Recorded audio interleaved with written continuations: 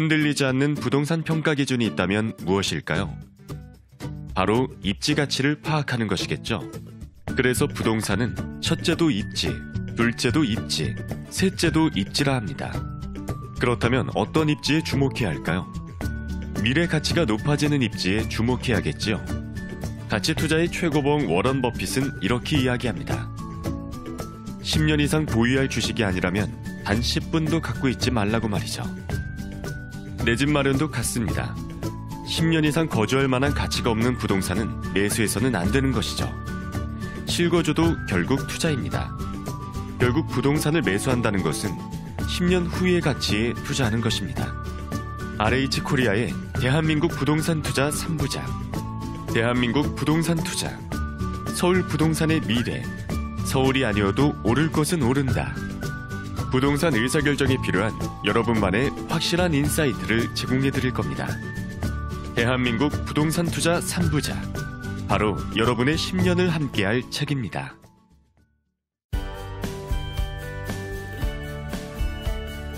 빠숑의 세상 답사기. 안녕하세요, 빠숑입니다.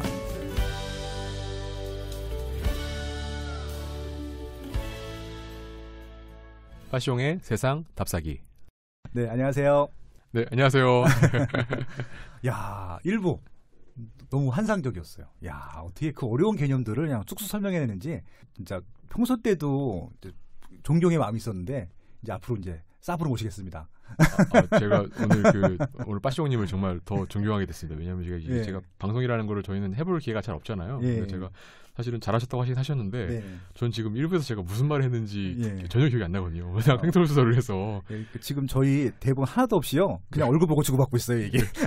저는 그냥 이렇게 오라고 하셔가지고 오자마자 앉자마자 막 질문을 하셔가지고 막 이것저것 하다 보니까 제가 정말 이렇게 개인적인 관심 있는 것들 질문했고요. 지금 미국, 중국 무역 전쟁을 하고 있는데 전혀 이해를 못했거든요. 왜 한국에 영향을 미치고 우리가 어떤 영향을 미치는지인데 그걸 정말 알기 쉽게 잘 설명해 주셨어요. 제가 이렇게 막상 해보니까 정말 이렇게 패션이 대단하신 것 같습니다. 어떻게 이렇게 방송을 이렇게 하세요? 이렇게 이거 정말 타고난 능력이 아니면 아니에요. 저는 진짜 어설프게 하는 것들이고 너무 당황하고 긴장해서 막 제가 무슨 말을 했는지 잘 모르겠습니다. 아무튼 저희 주식 있을 때마다 모실 테니까 좀 꼭 나와주시면 좋겠습니다. 감사합니다. 네, 우리나라에서 제일 시가총액이 제일 비싼 주식이 뭐예요? 시가총액 제일 큰 회사는 이제 대장주라고 하는데, 대장주. 뭐 익히 아시는 삼성전자입니다. 삼성전자죠. 시가총액 300조에. 그러면은 2등이 어딘가요? 시가총액 2등이 하이닉스입니다. 어느 정도예요? 하이닉스가 53조 원 정도 됩니다. 그러면 1등하고 차이가 어마어마하게 나는 거네요. 네. 그래서 이게 약간 좀 우리나라의 좀 주식시장의 좀 약간 고약한 특성이긴 한데요. 네네. 이게 이제 삼성전자 하이닉스가 우리나라 시가총액 한 3분의 1 정도 되거든요. 두 개만 합쳐서. 그러니까 25% 가까이 되는데. 그리고 이게 또 이제 기업 이익으로 본다 그러면 이제 워낙 삼성전자 하이닉스가 이익을 많이 내는 회사다 보니까 전체 우리나라 이익의 한 40% 가까이가 이 회사가 두 회사가 다 내고 있습니다. 지금 그럼 현대자동차 이런 데는 별로예요? 네, 현대자동차는 사실은 이제 최근에 조금 이제 부진을 겪고 있고요. 그래서 우리나라가 이제 좀 약간 기형적인 시장이에요. 그러니까 이제 미국에서 시총이 제일 큰 회사는 애플이거든요. 애플. 네. 근데 애플이 그 미국 S&P 500이라는 지수 차지하는 비중이 한 2% 정도밖에 안 됩니다. 그래서 사실은 이제 애플이 어떻게 된다고 해서 뭐 애플에 무슨 큰일이 났다고 해서 미국 주식이 어떻게 되진 않거든요. 그렇죠. 98%가 건재하면. 근데 한국에서는 반도체 큰일 나면 뭐 지수가 이제 망가지는 상황이 돼버리는 40%가 아까 말씀하신 대로 외국인 수준, 우리나라 투자하는 외국인 비율 정도인데. 그래서 보통 이제 그 외국인들 같은 경우에는 이제 뭐 한국 개별 기업에 투자하는 외국인들 많이 있지만 이제 보통 그냥 한국 주식 전체를 사는 경우가 되게 많아요. 그냥 코리아라는 걸 사는 거죠. 근데 이제 이 사람들이 봤을 때는 코리아는 그냥 나는 반도체를 사는다는 개념으로 보기 때문에 사실은 이제 한국 주식 시장의 주가 지수에 되게 좋은 기업들이 많이 있어도 반도체가 안 좋으면 사실 외국인들이 잘 안 들어옵니다. 그래서 약간 좀 이렇게 다른 나라 시장에 비해서는 특정 업종이나 기업의 비중이 좀 많이 쏠려 있는 좀 약간 기형적인 시장이긴 하죠. 그럼 일반인들 입장에서 보면은 그 외국인들이 많이 그러니까 외국인들 소유 비율이 높은 주식들을 사는 것들도 방법인가요? 보통 이제 그런 기업들이 일반화 시켜서 말할 수는 없지만 그렇죠. 그래도 좀 대기업들 그다음에 좀 멀쩡한 기업들이 가능성이 높은 거는 맞아요. 근데 이제 그 아까 말씀드린 것처럼 외국인들 같은 경우에는 어떤 기업의 그 개별 기업의 펀더멘탈을 가치를 보기보다는 그냥 나라를 보고 사는 경우가 되게 많이 있거든요. 근데 보통 어떤 나라에 투자할 때 가령 요새 뭐 동남아 투자 되게 많이 하시는데 우리가 뭐 베트남이라는 나라에 투자한다. 그러면 베트남이라는 나라 잘 모르니까 그 나라에서 뭐 어떤 뭐 비앤 밀크 뭐 비나 항공 이런 게 있는 그런 회사는 잘 모르겠고 그냥 이 나라의 경제 성장에 나는 투자를 하고 싶어. 이러면 보통 어디에 투자를 많이 하냐면 그 나라 금융기업에 많이 투자를 합니다. 그러니까 베트남 은행에 투자를 많이 해요. 왜냐하면 이제 금융이라는 게 뭐 은행 증권이라는 게 보통 그 나라 경기에 되게 좌우가 많이 되잖아요. 그래서 우리나라도 보면은 은행주들의 시가총액에서 외국인 비중이 더 높아요. 은행이요? 예. 그러면 이게 절대적으로도 높은 거예요? 네, 절대적으로 뭐 거의 한 절반 가까이를 다 외국인들이 갖고 있습니다. 네. 그럼 외국인 회사네요, 완전. 네. 그런 식으로 해서 이제 보통 외국인 비중이 높은 기업들이라는 게 이제 그게 이제 회사가 좋을 가능성도 있지만 그냥 그 나라를 대표성 있는 회사들, 뭐 그 나라 이제 삼성전자처럼 그 주가 지수에서 비중이 높거나 아니면 은행처럼 그냥 그 나라 경제에서 제일 그 비중이 큰 회사들 이런 기업들 사는 경우가 되게 많아서 외국인 시가총액 비중이 그러니까 외국인 비중이 높은 기업을 산다라는 게 어떻게 보면 우량 기업을 사는 걸 수 있지만 어떻게 보면 그냥 평범한 기업, 뭐 약간 그냥 우리나라 경제랑 그냥 같이 가는 기업 이렇게 기업에 투자하는 걸 수도 있어요. 네, 그냥 우리나라 경제의 미래를 밝다고 믿으면은 장기 투자하면 괜찮은데. 네, 맞습니다. 이게 좀 애매하다 모르겠다 하면 또 그런 것들은 또 재미가 없는 종목이 되겠네요. 네, 맞습니다. 요즘처럼 뭐 아까 일부에 말씀드린 것처럼 무역 전쟁 시대에는 어떻게 보면 그게 더 피해야 할 대상일 수도 있는 거죠. 그러면은 이제 얼핏 드는 게 그런 무역 그러니까 수출을 해야 되는 기업 말고 내수 위주로 하는 기업들 투자하는 건 어때 이런 지에? 그래서 저는 그 지금 이제 말씀드린 것 중에 하나가 하이닉스 얘기를 잠깐 했었었는데 하이닉스가 1년에 버는 이익에 뭐 3배, 4배밖에 안 된다. 퍼가 4배가 안 된다. 너무 싸잖아요. 근데 사실은 싸긴 싼데 리스크가 또 없는 건 아니거든요. 그러니까 왜냐하면 지금 반도체 업황이라는 게 사실은 최근 2년 동안 너무 좋았어요. 그러니까 원래 산이 높으면 골이 깊다고 이제 올라가면 내리막길이 있는 거잖아요. 그래서 지금 내년에 이제 반도체 업황이 올해보다는 좀 안 좋아질 텐데 이제 얼마나 안 좋아질지 알 수가 없기 때문에 사실은 이제 이게 주가가 낮은 거거든요. 그래서 사실은 이제 이게 그 뭐 전 세계 경제를 예측하고 반도체의 산업을 논하는 건 사실 너무 머리가 아프잖아요.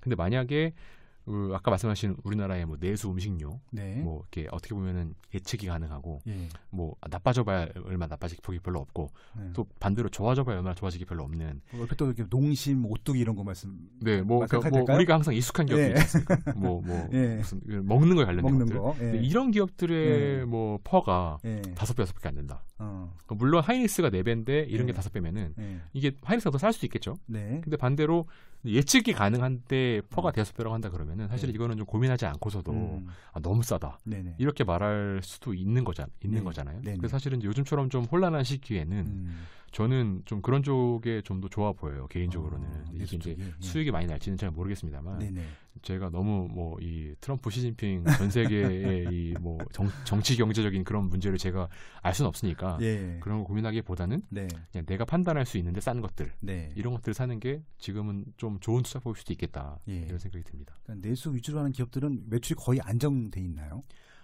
보통 이제 그 요새 또 하도 뭐 골목 상권 침해다, 뭐 대기업들 문제다, 뭐 적폐를 청산해야 된다 그래가지고 공격을 되게 많이 당하고 있긴 한데 사실은 상장된 내수 기업들이 대부분 다 그 업종에서는 거의 지배적인 기업들이에요. 그렇겠죠. 거의 1등 기업들이겠죠. 뭐 시장 점유율이 뭐 적어도 30-40%, 많게는 80-90% 뭐 이렇게 돼 있는 기업들이기 때문에 사실은 이제 이 기업들의 사업 기반이 뭐 갑자기 송두리째 흔들린다. 아까 제가 뭐 입지 말씀드리면서 주식의 입지는 매년 달라요. 뭐 이렇게 말씀드렸었는데 사실은 내수 기업들의 입지라는 측면에서 본다 그러면 사실은 이게 매년 달라지기 힘든 거죠. 근데 아무튼 뭐 A급은 아니겠지만 이쪽이 뭐 수출 위주 좀 화려하지는 않지만 그냥 B급에서는 계속 꾸준한 가치를 유지한다 그렇게 보면 되겠죠. 그래서 이제 올해 주시장의 특성이 이제 아까 말씀처럼 도매급으로 다 모조리 다 빠졌기 때문에 사실은 좀 실적이 안정적인 회사들도 많이 싸졌어요. 그래서 이런 쪽에서 좀 기회를 보는 것도 좋은 방법이라고 생각을 합니다.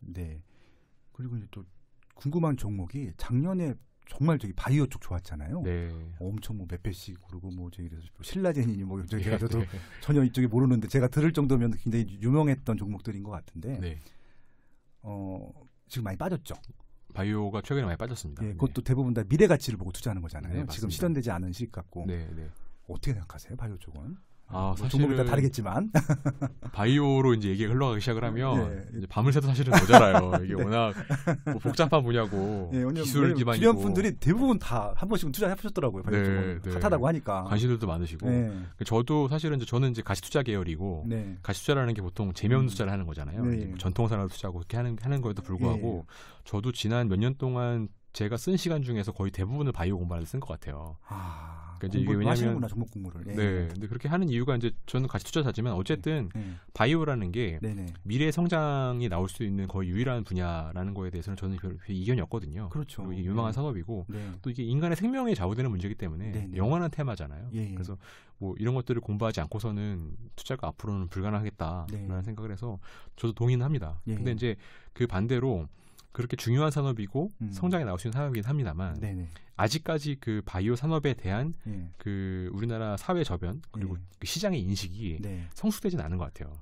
이게 워낙 새로운 영역이고 또 이게 무슨 말인지 모르잖아요. 뭐 무슨 암이 어떻게 걸리고 뭐 무슨 효소를 발견했는데 이게 와닿지가 않잖아요. 그렇죠. 그렇다 보니까 다른 산업에 비해서 물론 다른 산업도 물론 왔다 갔다 합니다만 다른 산업은 그래도 무슨 얘기를 하면은 그거 돈 되겠네 안 되겠네 이 정도면 싸네 이 정도면 비싸네 이런 어떤 그런 합의된 그런 체계가 어느 정도 있는데 반해서 바이오 산업은 그런 게 워낙 없다 보니까 이게 너무 고무줄인 거예요.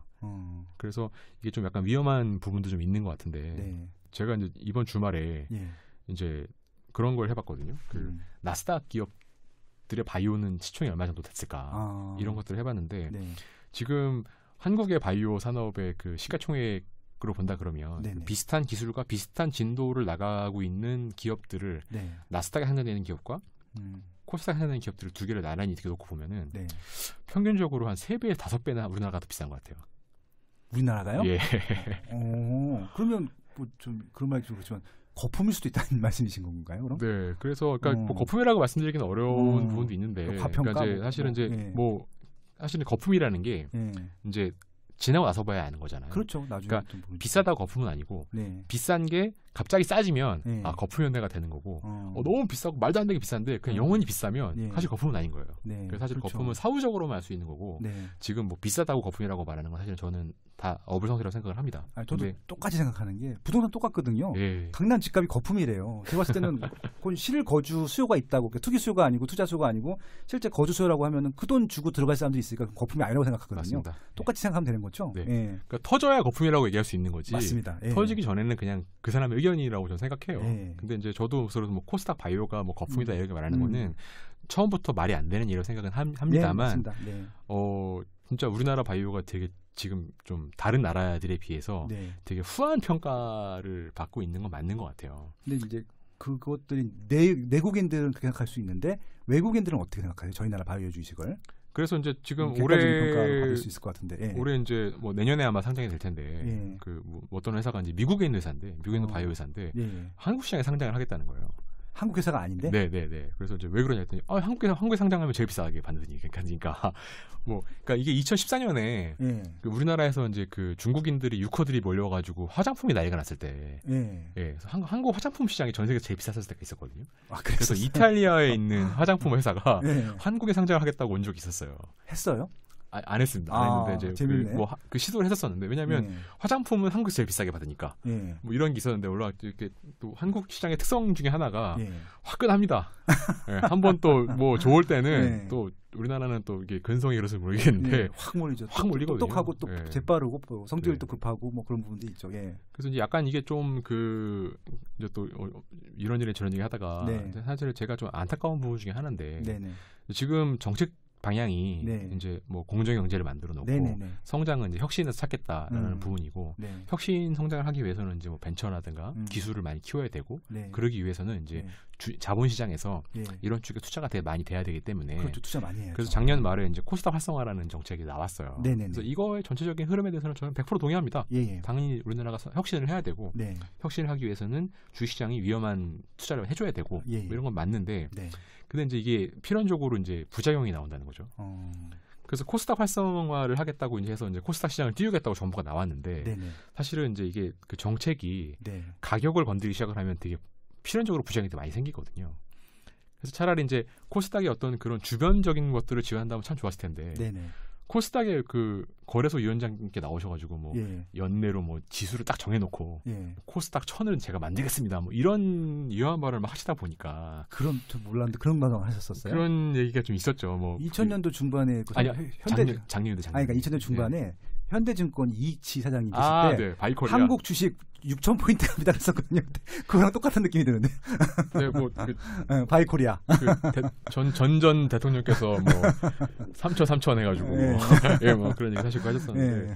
하여튼 그렇게 하다 보니까 네. 이제 그렇게 그런 식으로 정부가 밀기 시작을 하면 이제 투기자금이 이제 반영을 하기 시작을 합니다. 네. 그래서 그 단기성 자금이 들어오는 거죠. 왜냐하면 뭐 정부가 받쳐준다는데 투자해야지. 그래서 사실은 작년 말하고 올해 초에 코스닥 시장으로 엄청나게 많은 자금들이 많이 들어왔어요.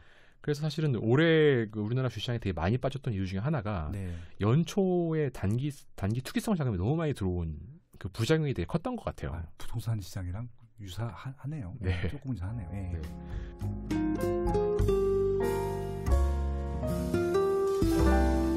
빠숑의 세상 답사기. 그래서 지금 코스닥을 활성화시키기 위해서 이제 기술 기업들을 많이 투자를 해야 되는데 사실은 이제 갑자기 없던 기술 기업이 많이 생길 수는 없잖아요. 그렇죠. 예, 이게 갑자기 뭐 활성화시킨다고 활성화가 갑자기 되는 건 아니잖아요. 네네. 그래서 상장도 많이 시켜야 되고 주가 띄워야 되는데 이제 그럴 수 있는 회사가 별로 없다 보니까 이제 그런 것들이 사실은 이제 바이오 위주로 많이 쓸 수밖에 없었던 거예요. 네네. 왜냐하면 바이오 회사라는 게 사실은 지금 뭐 신라젠, 뭐 셀트리온 이래서 셀트리온. 신라젠 직원이 몇 명 안 됩니다. 몇 명이에요? 30명도 안 됩니다. 진짜요? 네. 그 직원들은 우리 사채 받았겠죠? 그럼요. 뭐 다 부자겠네요, 그럼. 대리가 뭐 백업 보셨다. 뭐 어쨌든 뭐 그런 농담이지만 아무튼 뭐 왜냐하면 바이오 회사라는 게 기술 기업이다 보니까 그렇죠. 다 B2B고 그래서 이제 아주 소수의 인원으로 연구실에서 만들 수 있는 테크놀로지잖아요. 그러다 보니까 이제 창업해서 아주 빨리 성장할 수 있고 금방 될 수 있어요. 근데 그러다 보니까 이제 성장 기업들을 많이 만들어다 보니 코스닥도 바이오 회사가 되게 많이 있고 또 이런 기업들에 대한 아까 말씀한 것처럼 사실은 뭐 어차피 이익이 안 나고 어차피 10년 뒤에 결판이 나는 건데 100억이 맞다고 1000억이 맞대요. 좋은 거고 나쁜 거지. 그러다 보니까 이게 이제 시가총액이 고무줄인 거예요. 그렇겠네요. 뭐 가령 예를 들면은 뭐 기술 기업 똑같은 기술 기업을 하더라도 저희가 뭐 핸드폰 관련된 걸 만들어요. 이러면 야 핸드폰에서 누가 뭐 바꾸니? 끝났잖아. 이러면서 사람들이 이걸 많이 안 줘요. 근데 암을 고친다고 한다 그러면 1조 어떻고 10조 어떻고 이렇게 돼버리는 거예요. 그러다 보니까 사실은 올해 초에 뭐 지금 아닙니다만 올해 초에 코스닥에 바이오 중심으로 좀 과열이 있었던 것 같아요. 그래서 너무 이제 좀 쏠리다 보니까 이제 너무 그 아까 말씀한 것처럼 미국에 가면 1조 받을 게 한국에서 10조를 받고 뭐 이런 식으로 좀 너무 쏠리고 너무 치우치다 보니까 그런 것들의 부작용으로 지금 바이오가 올해 많이 빠졌던 것 같아서 사실은 이제 이거를 뭐 보시는 분마다 다른 것 같습니다. 근데 저의 개인적인 의견은 최근에 바이오 주가 하락이 과열의 해소로 보는 게 조금 적합하지 않나. 어떻게 보면 이제 정상이 많이 빠져서 찬스라기보다는 명확하게 이해가 됐습니다. 좀 조심스럽게 접근을 해야 되는 상황인 것 같습니다. 그렇죠. 조심하게 하자고 지금 말씀을 드리는 것들이기 때문에. 이제 기후에서 말씀을 드리자면 저도 근데 바이오 업종은 되게 좋게 봅니다. 그래서 계속 관심을 가져야 되고 이쪽에서 계속 투자 기회를 발견해야 되는 건 맞다고 생각합니다. 그러니까 한국에서도 그러니까 어차피 저희가 뭐 이렇게 지하 자원이 많은 것도 아니고 인력이 많은 나라이기 때문에 좀 집중해서 좀 개발을 해야 되는 건 맞죠? 그쪽 산업으로? 그래서 이쪽이 뭐 우리가 굉장히 투자를 많이 해야 되고 희망을 가져야 되는 사업인 건 되게 많은 것 같아요. 정부에서 그런 것들 많이 독려를 해야겠네요. 그러니까 이렇게 주가를 올리는 것보다는 기업에 많이 투자를 해야겠네요. 그렇죠. 그 바이오 산업이 되게 좋은 산업입니다. 그러니까 사실은 그 IT가 처음에 나왔을 때 IT가 각광을 받았던 이유가 매출이 10억 할 때랑 100억 할 때랑 들어가는 자본이 똑같잖아요. 그러네요. 왜냐하면 생산하는데 비용이 안 들어가는 거니까. 한번 시스템이 형성이 돼 있으면. 근데 이제 IT도 문제가 되는 것 중에 하나가 이제 IT는 마케팅 비용이 되게 많이 들어갑니다.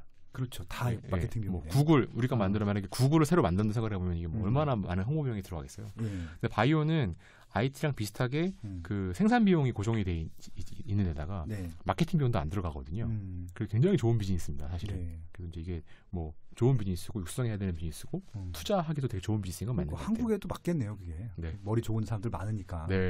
좀 약대를 보내야 되나요? 화학과 이런 데 많이 보내야겠네요. 화학과가 아주 유명합니다, 지금은. 유학과. 혹시 자녀 그 수입 고등학생이나 중학생 분들은 화학과 같은 경우도 한번 검토해 보시면 미래가 좀 있다고 합니다. 그리고 또 궁금한 것 중에 하나가 금리하고 주가하고 좀 어떤 관계가 있다고 이해하면 될까요? 사실은 그 아주 밀접한 관계가 있어야 돼요. 있어야 돼요. 예. 왜냐하면 그 이제 모든 자산이라는 게 사실은 이제 부동산, 뭐 부동산, 채권, 주식 이게 3대 자산이지 않습니까? 그렇죠. 그리고 이제 뭐 대체 투자해가지고 다른 자산들이 여러 가지가 있는데.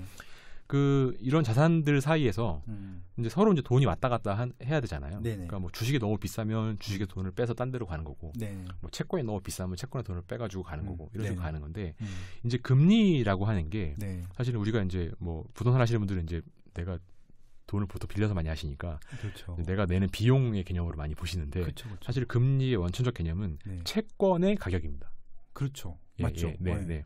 금리가 올라간다는 거는 채권이 싸진다는 거고 금리가 내려간다고 하는 거는 채권이 비싸진다는 겁니다. 그러네요. 네.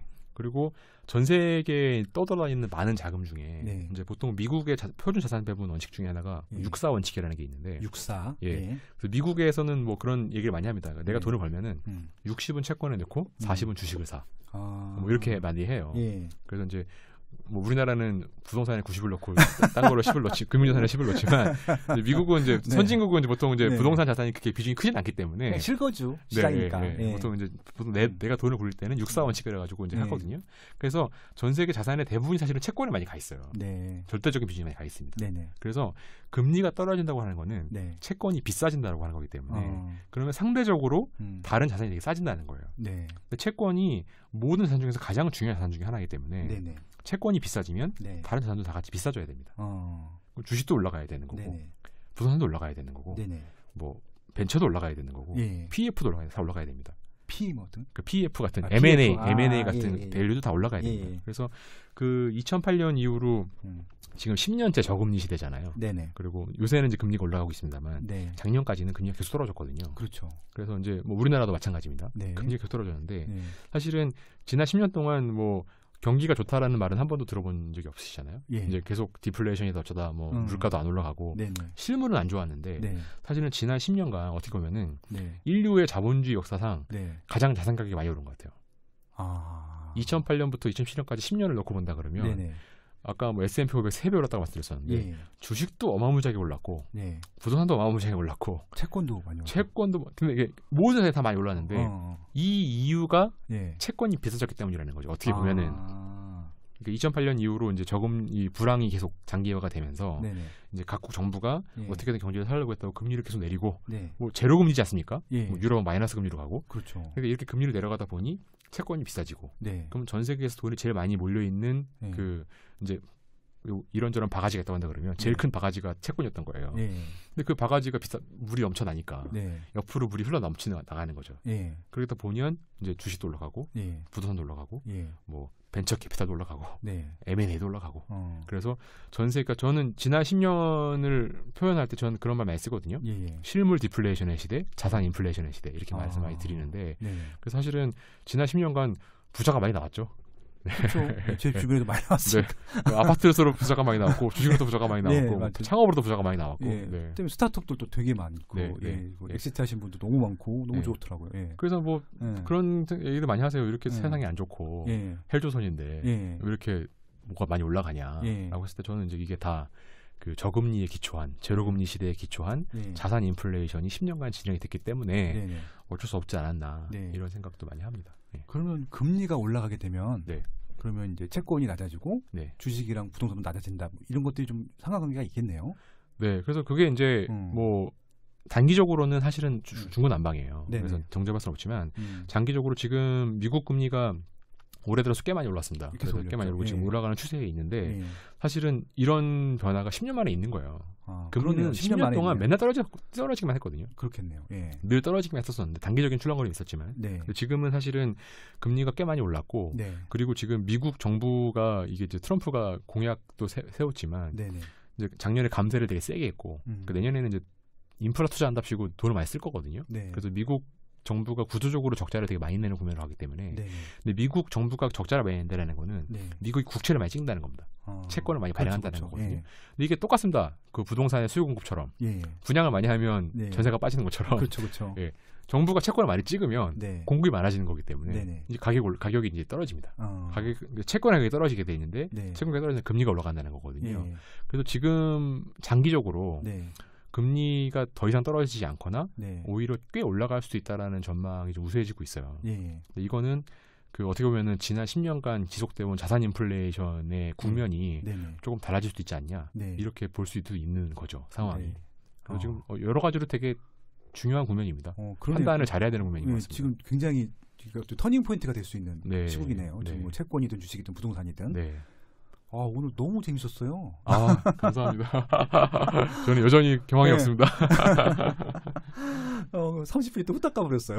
그래서 오늘 일단 마무리해야 될 것 같고요. 다음에 다시 나와주세요. 제가 점점 더 궁금한 게 생기네요. 알겠습니다. 너무 오늘 감사하고요. 마지막으로 이게 좀 이제 종목 추천하거나 그런 건 없습니다. 못 해드립니다. 법의 위반입니다. 그러니까 너무 재밌게 지금 설명을 잘 해주셔가지고 좀 많은 시장 분위기가 이해가 됐는데 한국 사람들이 한국 주식 살 수 있고 미국 주식 살 수 있고 외국 주식도 살 수 있잖아요.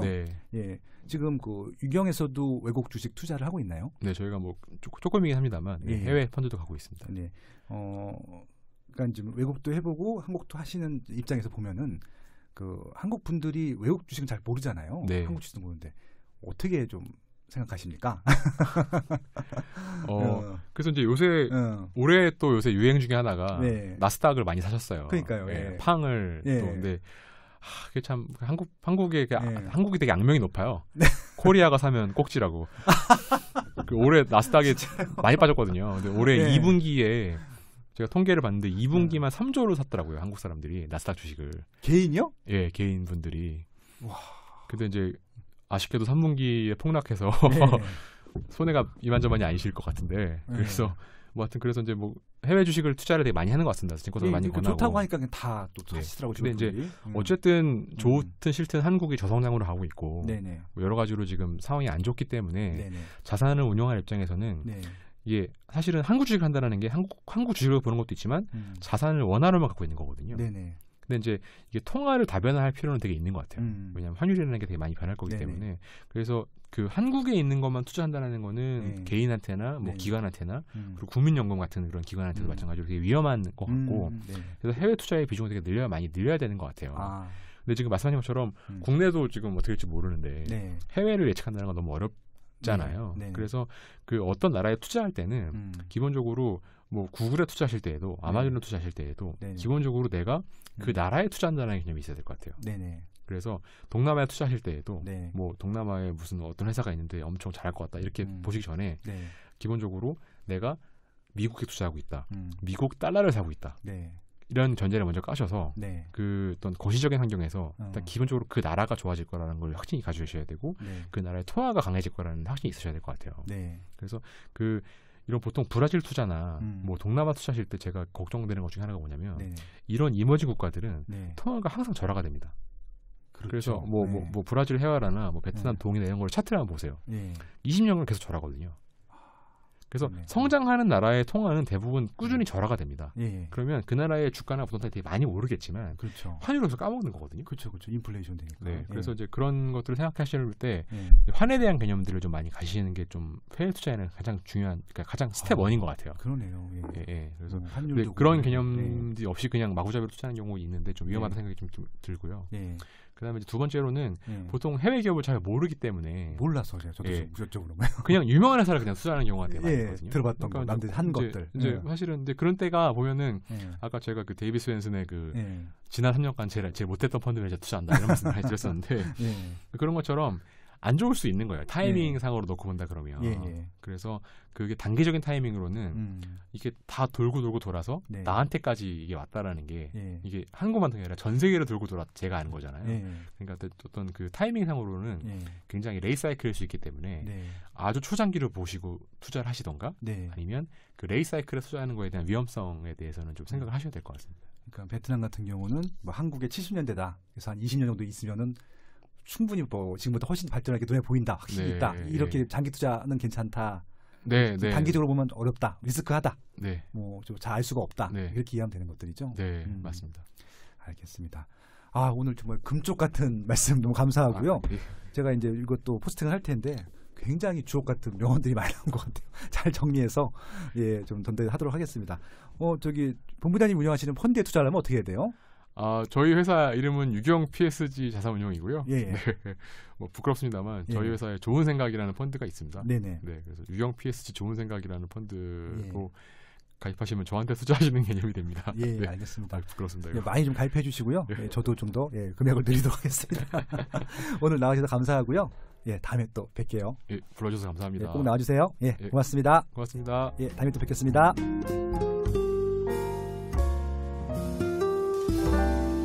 나시용의 세상 답사기.